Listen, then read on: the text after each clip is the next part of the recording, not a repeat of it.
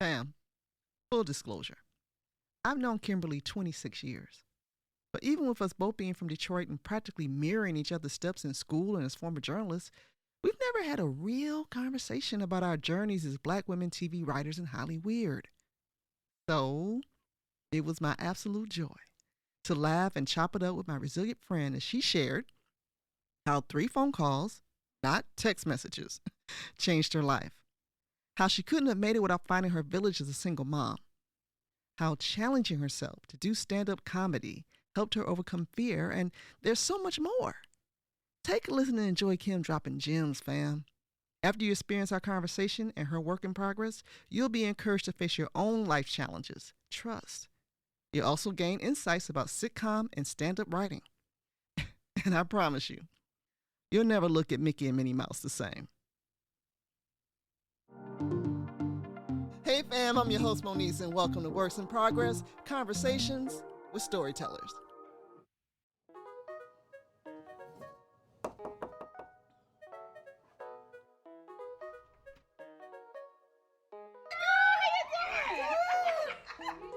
Oh, it's so good to see you. Come on in here, girl. You thirsty? Yes. Chapter 1. Smells like money to me. Kimberly Allen. Okay. I love your place. Thank you. Absolutely. Welcome, mi casa, su casa. All right. You say that now. You're going to be showing up. You over here. You be like, dang, it's like, you do got a place to live, don't you? Okay. Hi, family. Listeners, watchers. This is my girl, Kimberly Allen, Detroiter. What up, though? What up, though? TV writer, extraordinaire, comedian. Thank you. And she's coming to hang out with me today.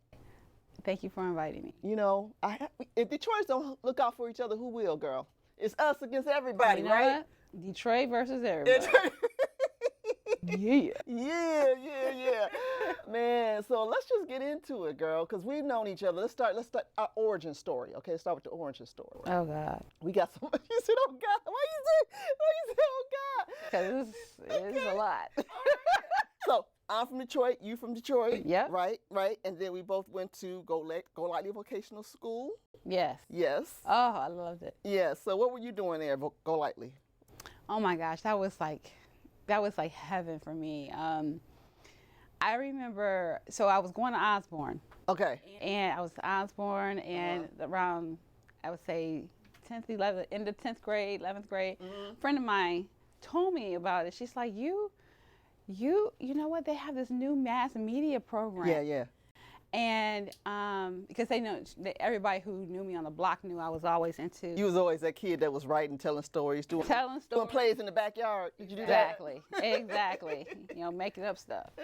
And so she's like, I think you would love this. And so, you know, I called the school myself. I did all the footwork myself. Oh. And then the counselor was like, well, you know, the counselor was just not hip to the scene at all. I had to like go in the counselor's office and say, look, I need to go to the school. So that's how I ended up going to the school, and it was. Well, for me, I was at King High School. Okay. And Go Lightly wasn't that far from King, but I didn't know nothing. I was in an engineering program of all things. Oh. That's the whole that whole reaction right there.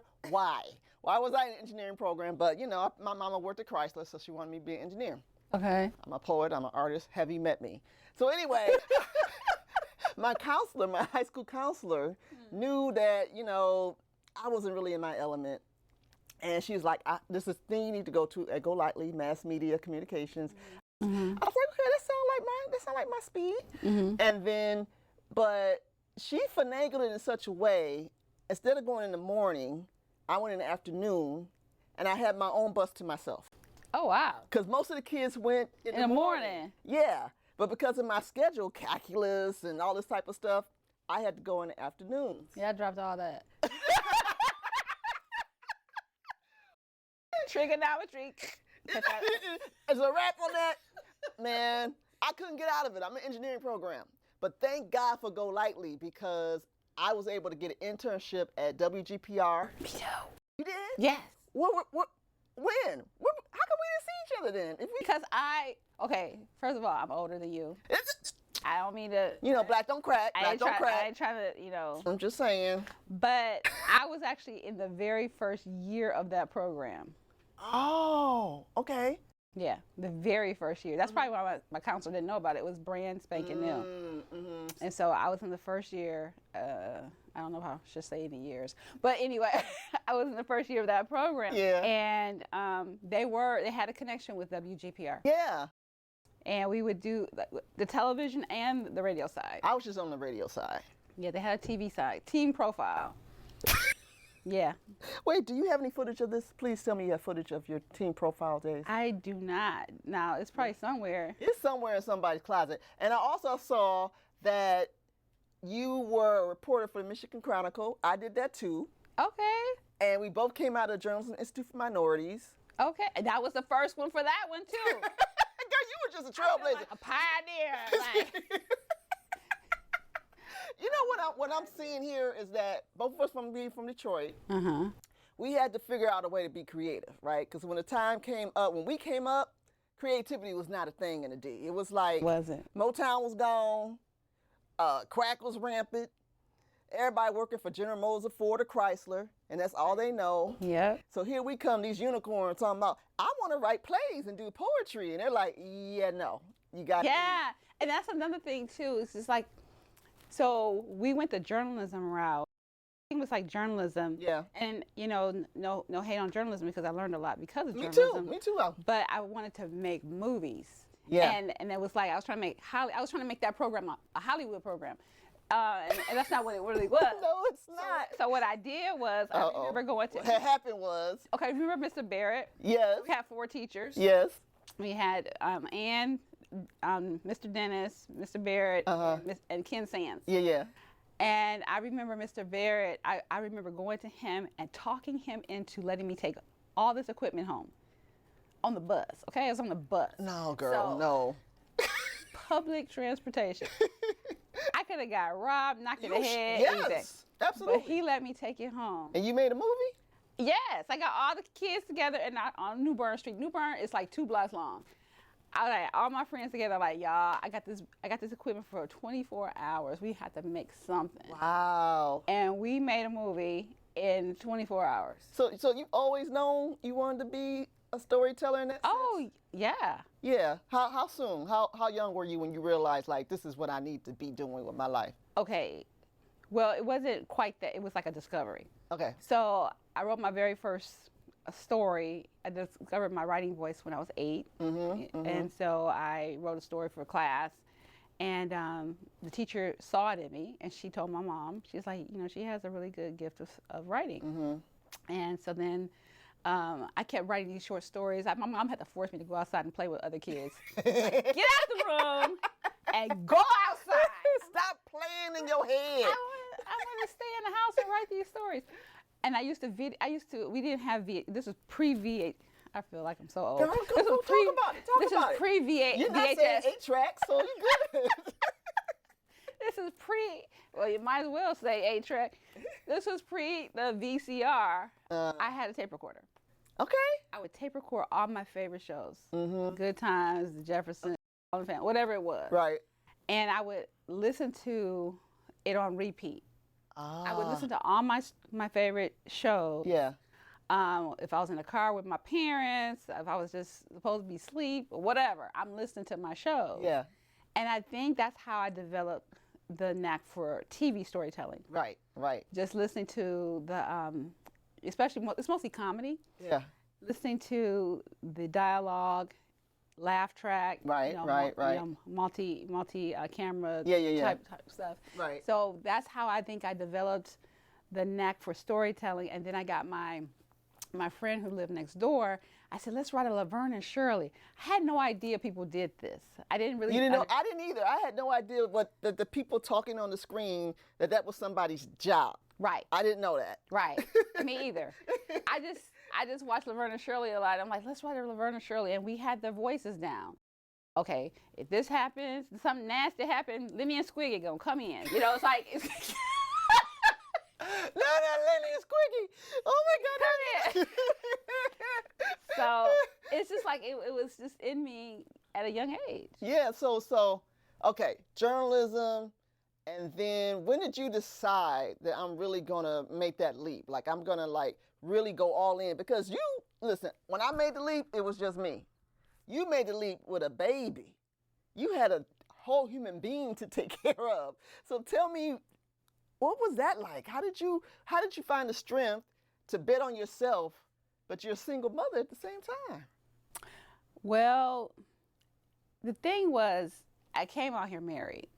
I came out here, I was married with a child. And we just made the move, you know, coming out here, and the plan was for me to learn screenwriting.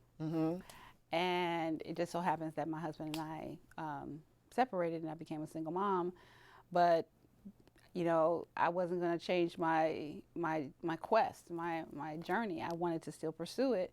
It made it more difficult because, of course, you can't just think about what you need and what you want to do. You have to be a mom. You have to be responsible. You have to get a job and you know, make everything else fit in. Yeah. Well, that's why this is so important that you're sharing this, because there are so many people out there listening right now, watching, who life be lifing. They life be lifing. Life be lifing. They have responsibilities, and children or parents, and how to try to speak to them and give them some advice about what you were able to do. You were able to find the balance, and you didn't give up your dream, but you still were being responsible. So share something about that. Well, you know what? This is the thing. Things happen when they're supposed to happen. Yeah.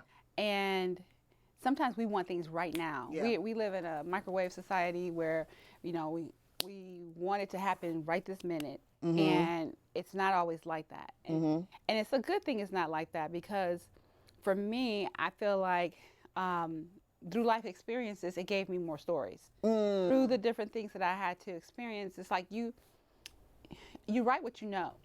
You write what you know. You create stories based on what inspires you or what you've experienced or what you've gone through or your struggles. And as a single mom, you know, trying to write at night and, you know, still having to deal with your child, you know, growing up and then being too also miles and miles away from your family. So that had to be hard, man. So you had to kind of develop a support system. You had to find your village. You had to find your village. Yeah. You had to find your village. And so that in itself was a process.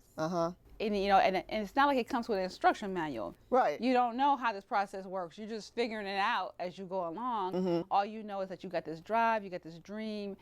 And I know a lot of people in my life back in Detroit would be like, hey, well, why don't you come back home? You know, once the divorce, you know, took place, they were like, well, you sure you want to stay out there? Yeah. It's always like you feel like you have to depend on someone else, but you have to depend on yourself at some point. And it wasn't always easy. I had a lot of you know, heartbreak stories, you know, crying at night stories. But I knew what I wanted to do. And how did that impact your son, seeing you still going after your dream no matter what? Did he? What was the impact on him? I believe that, you know, he's the one who had the front row seat more than anybody. Yeah. He had a front row seat. He saw the disappointments. Yeah. You know, we stayed up all night submitting to all these fellowships and getting. Oh, that fellowship game is real. Oh God, getting those rejection letters. I had like a stack of rejection letters. Me too. Me too. I was like Nino Brown, you know, counting money, all these rejection letters. It was like, really, another rejection letter? Yep. Oh my God. It got to the point where I just expected it. I was just like, okay, just put it. Yeah. But it's like he had a front row seat to seeing me stick it out. And at some point, he actually was bold enough to say, do you still think it's gonna happen? And I'm like, you know what? My attitude was like, I'm gonna write to the day I die. It doesn't matter if someone else values. It's like you put all this. People in this town put so much emphasis on validation of others. Yes. Does this person accept me? Does this network accept me? Right. You have to accept yourself. And I know that was a gift that God gave me. And when I stopped looking for other people to validate me, and I said, you know, I'm doing this because I'm going to be that 8-year-old girl that likes to go in her room and write her story. Right. Because I like to read my own stories. Right. Right. You know, read them to the family. I like follow the family around. Listen to this. Make my brother sit down and listen to this story. But yeah, it's just like you have to believe in yourself. Yeah, you gotta believe in yourself, and not only is it gonna happen, it has happened, girl. Congratulations. Thank you. Code, and is it code X Wendy? Code and Wendy? It said it looks it's cold with a K. Yeah. X Wendy, but it's cold and windy. That's what I thought. Cold and Wendy. Cold and Wendy on All Black, right? All Black. Staff writer. Yes. Is it your second season doing this? My second season. Okay, well, tell me about this. I mean, I know it was a long time coming, so how did it happen? I mean, tell me. Okay, so what had happened was, so Kenny Young. We know, yeah, Kenny, yeah. Yes, Kenny Young. He and I go back. Actually, it was Kenny and Carl back then. They had 1 week. I saw 1 week at Doughboy Dozens. Doughboy Dozens. Yes, that was so. That was such a good time. Oh my gosh! I used to drive all the way from Orange County to see it in the middle of the week to go to Doughboy. I mean, because you were running everybody at Doughboys. You might be sitting next to John Singleton. Exactly. Everybody rode through there. Exactly. So that's where you met Kenny and Carl. That's where I met Kenny and Okay. Carl. Yeah. Invited them to Organization of Black Screenwriters. I was there too, girl. That's the first stop. That's like if you a black person in Hollywood, that's the first place you go. OBS. OBS was like my second home. Yeah. And so I invited them. I was like, oh, come, show your movie. And we developed a relationship. And then so anytime, they were always together in the beginning and making a lot of films. And I would see their films at the American Black Film Festival. Yep. I think that was like 2007. They had Red Room. Yep. Mm-hmm. But I would just go to various things and run into him. So I would say like in 2019, I ran into him of all places at the grocery store. Okay. And I hadn't seen him in a long time, and he told me about storytellers, which is Right, he was doing a storytellers thing with with screenwriters, or was it all people? It's all people. Yeah, just like what I'm doing. Anybody who wants to tell a story. So that's still going on. It's on Saturday mornings on Zoom. Mm-hmm. It started out in person. Yeah. And you just come together and you tell stories. Yeah. So sometimes you can bring your own personal work. You can, can share, get feedback. And I used to bring a lot of television pieces, like little things, TV. Yeah, because you was recording Laverne and Shirley. That's why. Exactly. Uh-huh. And I told them that story too. So he got a chance to see. I like, this girl's really passionate about TV writing. Yeah. And so one day out of the blue, I'm like, this is 2021. Yeah. I'm at work because in this town you got I don't care how Hollywood you gotta protect your gift. You gotta have a job. Yes. You have to have some kind of source of income coming in. Exactly. And so I was at lunch. Phone rang in my hand. It was so like surreal. It's like if I was writing a movie about my experience, I would have wrote it just like how it happened. Mm-hmm. Phone rang in my hand. It was Kenny. He never calls. I'm like, Kenny? Hey, what's up? So he's like, hey, Kim, I just wanted to tell you, I saw the TV show. Oh my gosh, congratulations. That is so wonderful. Do you want to write? Would you like to be interested in writing on it? Absolutely. Wow. That conversation lasted a whole 1.5 minutes. It was like, I ain't asked no questions. I ain't say, what is it about? I ain't asked nothing. I just said, absolutely, yes, and yes. He's like, okay, cool. I'll tell you more information. I know you're at work, blah, blah, blah. Anyway, that's how it started. Yeah.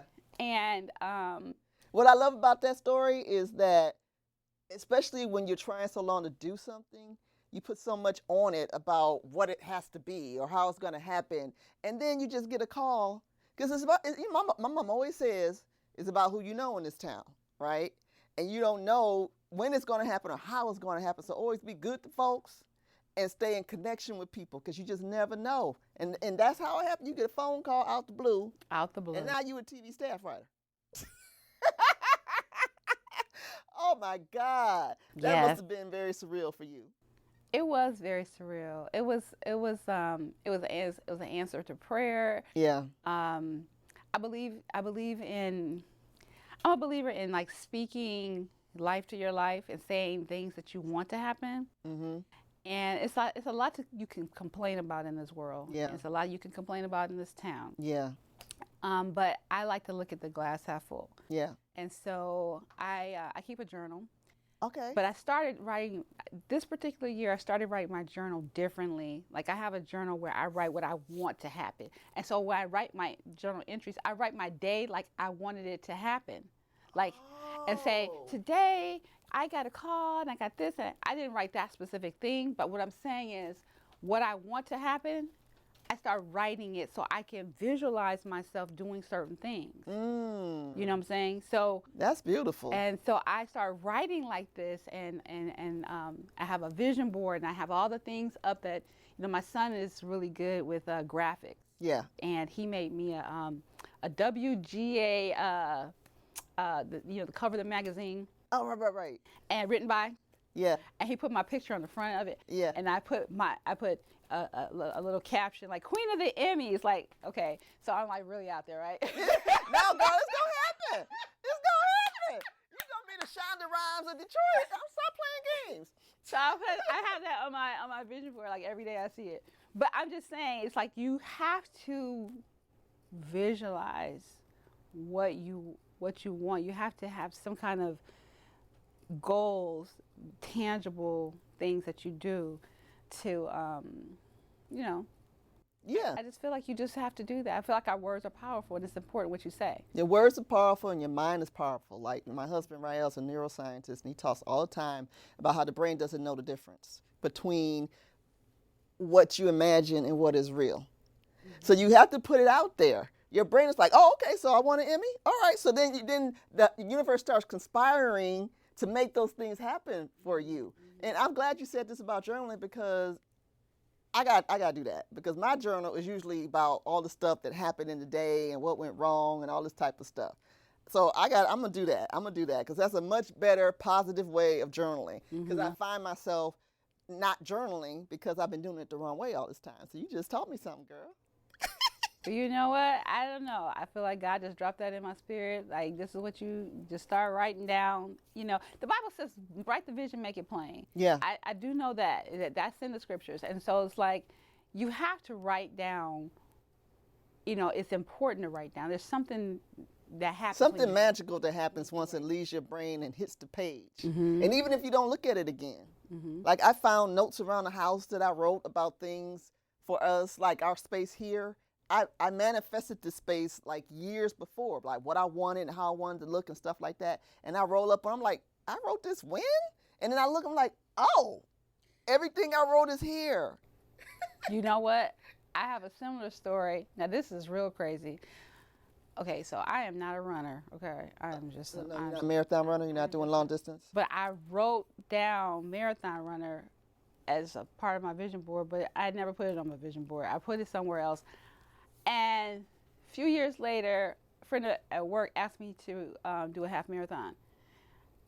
And did I not do a half marathon? I was the very last person. But you finished. A bus was chasing me. For like. Wait. A bus was chasing you? So this is a timed race, and you have so much time to get off the streets because they got to open it up for the rest of the cars, right? So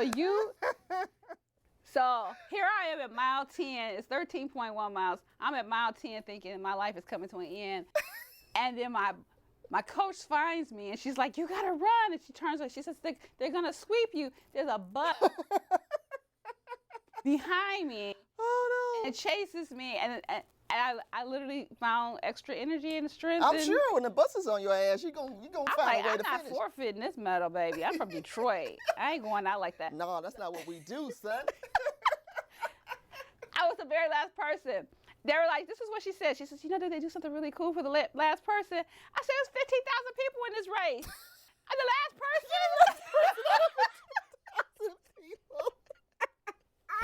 I had 15,000 people. So when I go through Mickey, Minnie, Goofy, all of them, they throw ticker tape. They put me on the Jumbotron. Oh, so you got all the shine because you were last. Because I was the last one. See, that's a lesson. Sometimes coming last is best.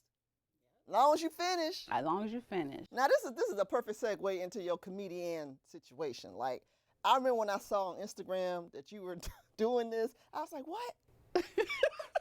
what is she doing now? And first of all, I've never had the guts to get up on stage and tell jokes. I mean, I think I can be a little funny sometimes, but to get up on stage, tell me how, why, and how does that impact your, I mean, you're a natural storyteller, so is that what you do on the stage? Is that, or is it an elevated version of that? It's the elevated, well, it's an elevated version of it, but the thing is, it's like it is a craft that is different from writing. Okay, how is it different? So the thing about writing is this. There's been so many close, I wouldn't say, my writing has gotten attention of different people. Yeah. But when I would get in the room, Yeah. I would freeze. Oh. I would freeze up. I would just become so nervous that I just completely ruined the interview. And it just was not a good look. And so I was trying to overcome the fear. So you got on the stage I was to trying to do that. overcome fear. So getting on the stage is helping you with your... For my 50th birthday, Yeah. that's what I said I wanted to do. Yeah. So that's what I did. On my 50th birthday, I called Flappers up. I had never Girl, even you been... just be calling people, don't you? I just called. Hey, NASA, I wanna be an astronaut, and you need me. Is that what you do? I called Flappers and I said, hey, it's my birthday. I want to do stand-up. I had never even done open mic before. They were like, I said, I'm going to invite people. They didn't care. All they cared was I invited people. They were like, okay. Right, that 2 drink minimum is real. We're giving you 5 minutes. And my brother was like, you doing what? I know, everybody had the same reaction, right? So they all came. I got up there and did my 5 minutes. And I was, surprisingly, I was not nervous the way I thought I would be. Oh, wow. Afterwards, I had a rush. It was like a So rush. you're chasing that comedy high. It was a rush. Yeah. Well, it was just really just for my birthday. But then Flappers sent me an email and booked me. What? They did. I cannot believe it. How you... They booked me. They're like, are you available on this day or this day? And I'm like, what? Wow. Wow. You got booked? Wow. That's crazy. That's amazing. So then ever since then, I've just been doing it. Wow. You know what? This is too much for me. I mean, let's talk about the piece that you submitted. Okay. Share what you want about what you submitted to be a work in progress for the show. Okay. So this piece is based on a job that I had. I've had a million jobs. Okay. Like a Jamaican. Like a Jamaican. I probably am Jamaican. Did a DNA test. I did. It's all there. Yeah. So I worked at a trash company for 5 years. You did? In Detroit? Orange County. Orange County. Was the trash cleaner in Orange County? No, it was not. Trash is trash. Trash is trash. I don't care where you at. So it was because I lived in Orange County and I got a job working at the trash company. Okay. And that was the most unique experience I've ever had. Wow. I learned so much there, from the people to the critters that would just get inside the building and just run down the hall to... Oh, wow. I wasn't expecting you to say critters. Are we talking like, you mean, okay, you know what? Keep going. So, and then too, yeah, so I worked in HR. So I've been working in HR for a long time, Yeah. but I worked in HR there. And I remember just like trying to overcome, the smell, in the atmosphere. Oh. And I told my boss, I said, oh my gosh, how do you guys get used to the smell? And she goes, it smells like money to me. That was her response. I was like, alrighty then, okay. So you're like, I'm a fish out of water. So that's what this story is based on. It's based on the years I spent working at the trash company. Oh. And so the piece is like the first day of this particular character. It's her first day at the trash company. So that's what it's about. I'm interested to see. So I've done a few rewrites on it. And Yeah. every now and then I think of something else that I could add to it. But you can rewrite and rewrite and rewrite. Eventually, at some point, you just have to be like, it's done. And it's a pilot because it definitely has legs. I'm sure there's lots of stories to tell. Lots of stories to tell. Okay, well, I'm excited for you to see. Okay, what we I can't did. wait to see. All right.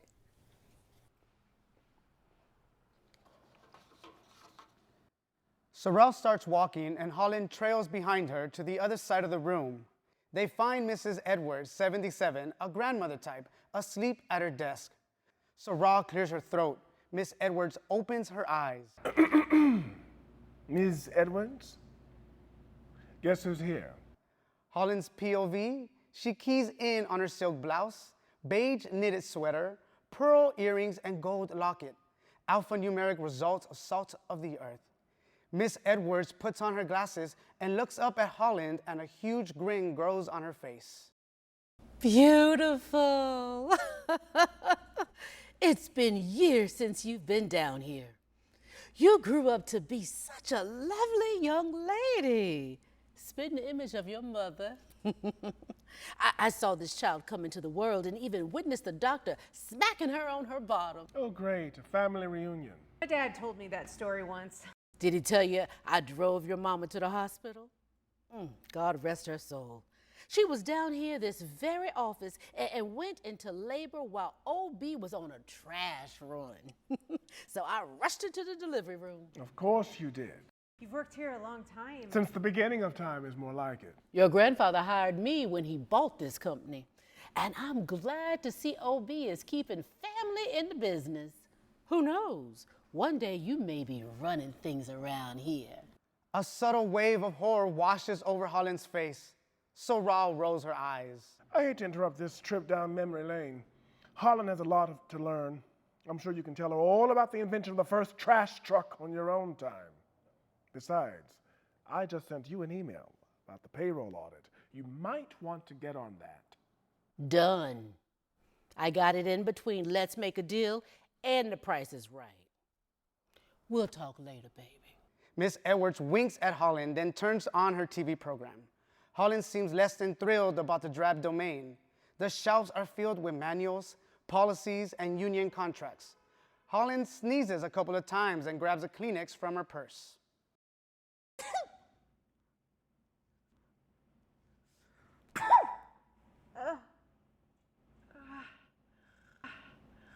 A morgue has more life than this place.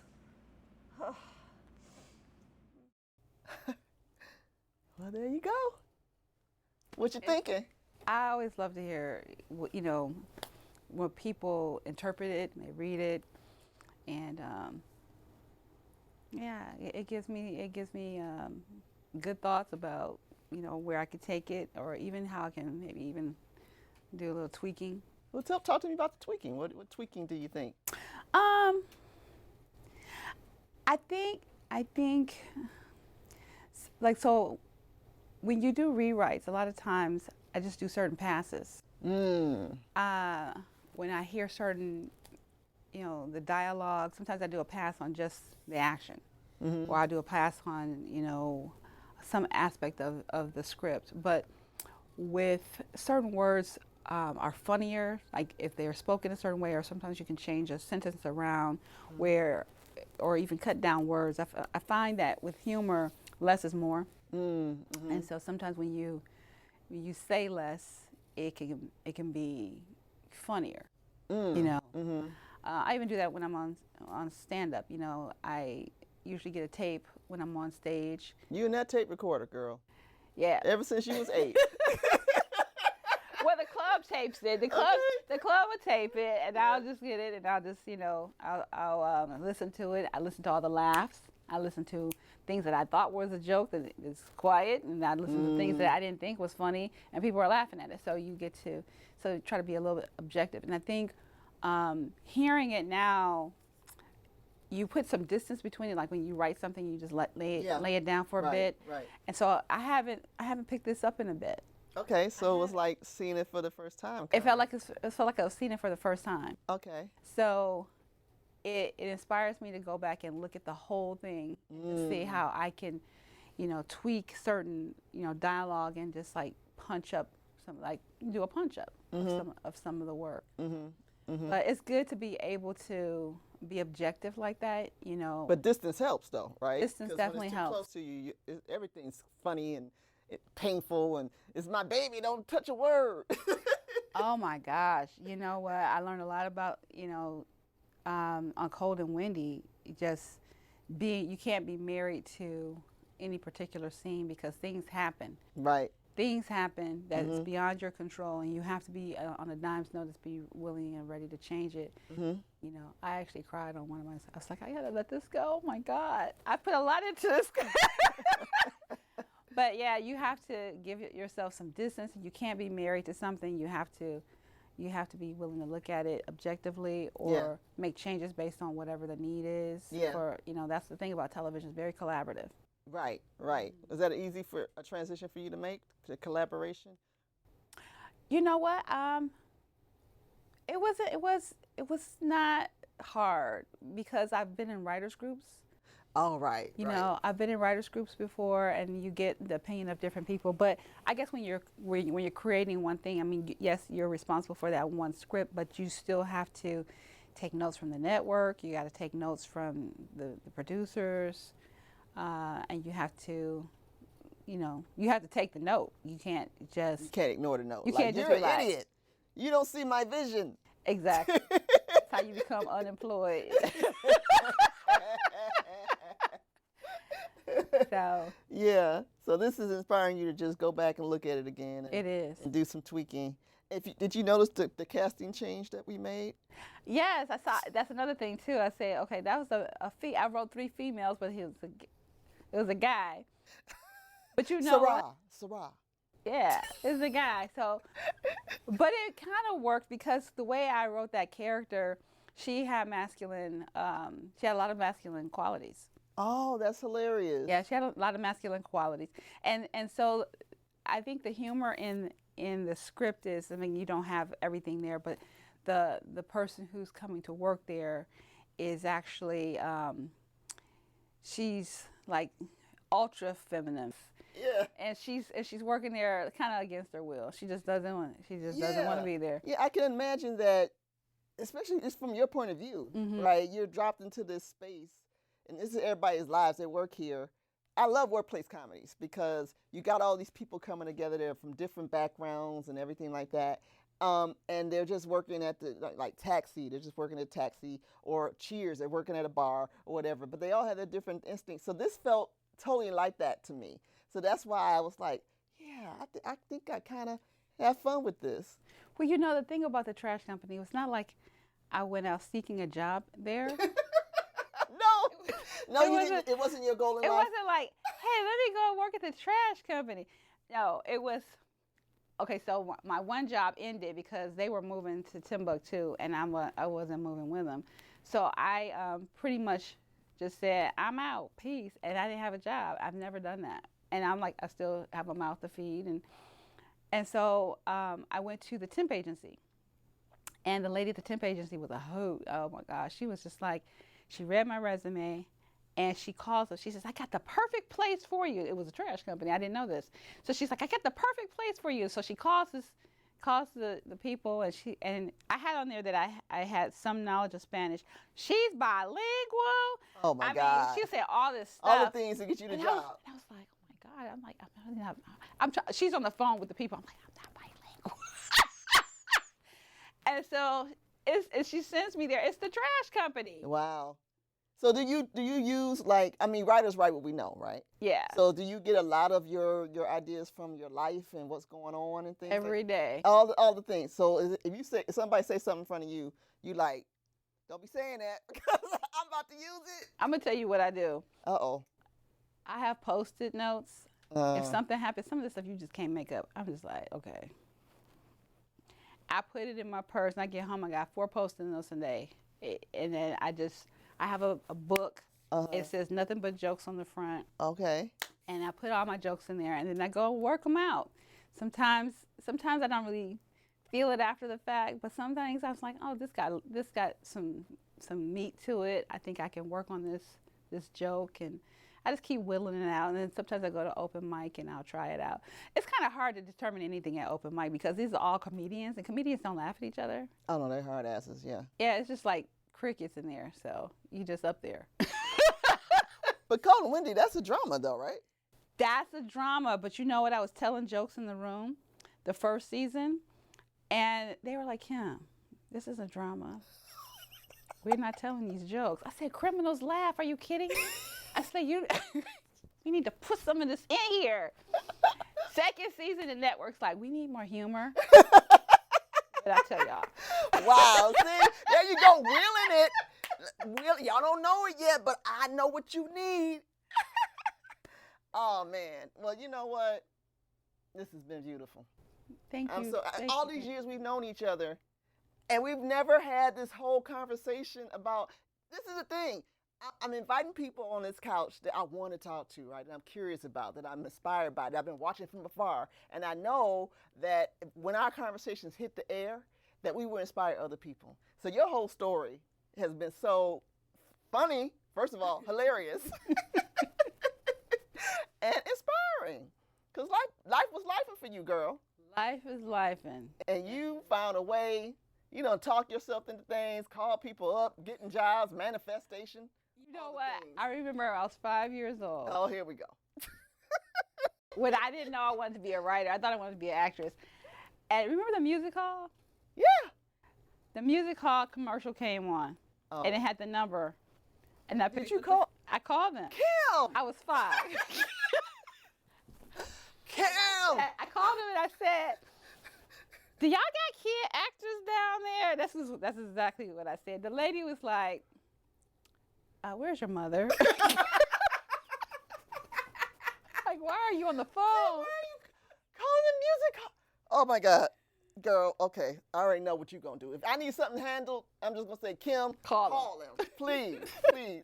Okay, before I let you get back out of here, girl, tell me, do you have any advice, anything else you want to share with the folks? I mean, your life is so inspiring and hilarious, like I said. Thank you. You start from the bottom, now you're here, boo-boo. What can you share? What I would share with people is just to not give up on your dreams. Yeah. Don't worry about what it looks like. You have to have that vision. Write down your vision. Write down your vision.